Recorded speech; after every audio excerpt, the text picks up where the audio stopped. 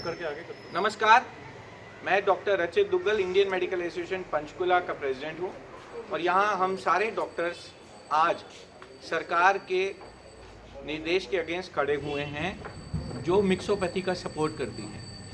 मैं खुद एक एमडी डॉक्टर हूँ और मैं मिक्सोपैथी को सपोर्ट नहीं करता। हमारे साथ बहुत सर्जन्स, सीनियर सर्जन्स और इंडियन डेंटल एसोसिएशन के doctors, ENT surgeons, eye surgeon सारे इकट्ठे हैं जो अपने व्यूज़ देना चाहते हैं सरकार के अगेंस्ट। प्लीज़ आप सब बताएं प्लीज़। पहले हमें समझना है मिक्सोपैथी क्या चीज़ है। मिक्सोपैथी हेल्थ साइंस को दो हिस्सों में डिवाइड किया हुआ है, जो मॉडर्न साइंस और प्राचीन साइंस, जिसमें आयुष आता है। अब गवर्नमेंट ये चाहती है कि जो आयुष के डॉक्टर हैं, जिसमें आयुर्वेदा, होम्योपैथी, उनको गवर्नमेंट ने सर्जरीज करना अलाउ कर दिया है। सर्जरी करने के लिए आपको बहुत सारी स्पेशलाइजेशन चाहिए, बहुत सारी पढ़ाई करनी पड़ती है, बहुत सारा टेक्निक्स आपको समझनी पड़ती हैं।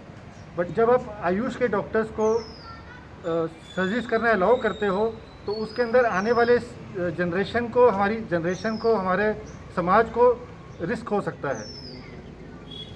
मिक्सोपैथी मेनली जो देखा गया कि सर्जिकल लाइन पे ही ऑब्जेक्शन क्यों हो रहा है, क्योंकि सर्जरी एक ऐसी स्पेशलाइज्ड लाइन है जो इवन हमारी लाइन में एमबीबीएस डॉक्टर को भी गवर्नमेंट अलाउ नहीं करती। उसके लिए आपको एमएस करनी पड़ती है, उसके बाद एमसीएच करनी पड़ती है, जो कि कार्डिक एमसीएच है, यूरोलॉजी की एमसीएच है, पेट के लिए लेप्रोस्कोपी एमसीएच है।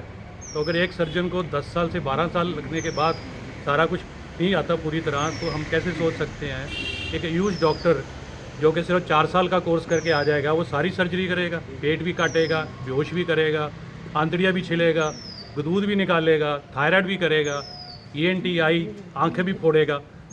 हम ये कैसे बिलीव कर ले, पब्लिक कैसे उस पर फेथ करेगी? डॉक्टर मल्होत्रा का बहुत क्या बुरा हाल है? किया। डॉक्टर मल्होत्रा हमारे सीनियर सर्जन हैं जो ये समझाने की कोशिश कर रहे हैं कि 58 प्रोसीजर्स अगर किसी को सिखाए जाएं, अगर मान लेते हैं हम कोई ऑपरेशन शुरू करते हैं और किसी पेशेंट को कोई ऐसी प्रॉब्लम निकले जो आपके प्रोसीजर्स में ना इंक्लूड हो, तो क्या हमें बीच में ऑपरेशन बंद करना पड़ेगा?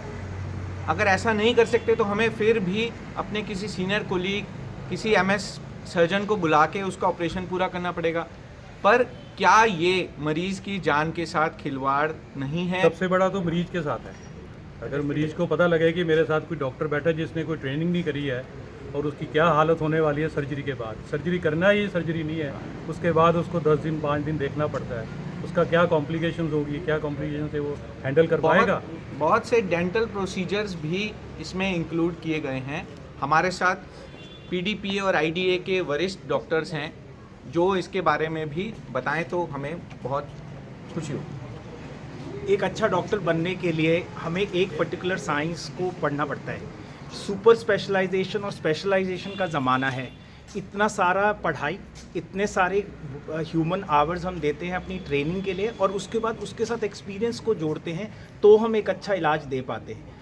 अब ये कैसे है कि जो आयुर्वेदाचार्य हैं उनकी एक साइंस है, हम उनको बहुत रिस्पेक्ट करते हैं, लेकिन उसका मतलब ये नहीं है कि वो हमारे डोमेन में आकर काम करना शुरू कर दें। ऐसे तो मिक्सोलॉजी अगर करेंगे तो बीडीएस के करिकुलम में इतने सारे सब्जेक्ट्स हमें पढ़ाए जाते हैं जो मेडिकल रिलेटेड है, तो क्या बीडीएस करने के बाद मैं हार्ट सर्जरी करना शुरू कर दूं दांत निकालने के बजाय? नहीं, मेरे को उसी में ही फिनेस लेनी है। और सबसे बड़ी बात है कि डेंटल काउंसिल ऑफ इंडिया में हम सबको रजिस्टर करना पड़ता है एज अ प्रैक्टिशनर। कहाँ तो हम क्वैकरी के साथ लड़ना चाह रहे हैं और क्वैक्स की प्रैक्टिस बंद कराना चाह रहे हैं, और यहाँ पर हम सेमी ट्रेंड लोगों को लीगलाइज कर रहे हैं कि वो लोग दांत निकाल पाएंगे, आरसीटी कर पाएंगे, शायद उनको एंडोडोंटिक्स के स्पेलिंग भी नहीं आते होंगे, उनको लोकल एनेस्थीसिया देना नहीं आता होगा। इतनी सारी साइंस है।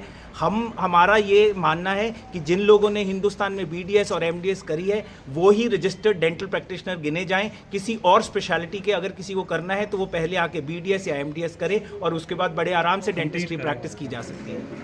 मैं एक निचोड़ सरकार को देना चाहता हूँ, सरकार से निवेदन करना चाहता हूँ कि आयुर्वेदिक साइंस एक प्राचीन साइंस है, उसी में रिसर्च करके उसकी और तरक्की हो। कुछ ऐसी चीज़ें भी हैं जो आयुर्वेदिक में इलाज है जिन बीमारियों का और हमारे पास नहीं है। मैं चाहता हूँ आयुर्वेदिक साइंस की रिसर्च हो और वो और बढ़े। हम अपने आयुर्वेदिक डॉक्टर्स के अगेंस्ट नहीं हैं, हम सरकार की पॉलिसी के अगेंस्ट है जो कि आयुर्वेदिक साइंस और मॉडर्न साइंस को मिक्स करने की कोशिश कर रही है।